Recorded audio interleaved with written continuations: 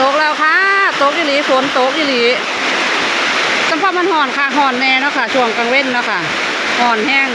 เหตุงานอยู่โอ้ยคักอีหลีแต่บ่ฮู้ว่าสิตกโดนปานใดเนาะค่ะบ่ฮู้ว่าสิแห้งซ้ำใด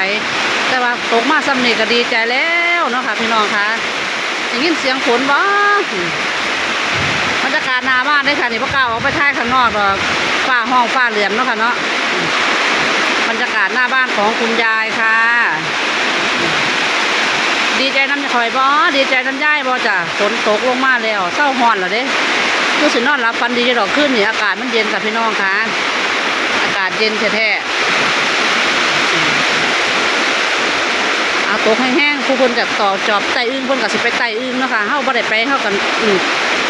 นั่งเบิ่งหมู่คนไต่สิ เพราะว่าหม่องไปไต่มันอยู่ไกลเนาะค่ะเนาะหม่องไปไต่มันอยู่ไกลก็เลยสิไปไต่อึ้งน้ำเพิ่นบ่ได้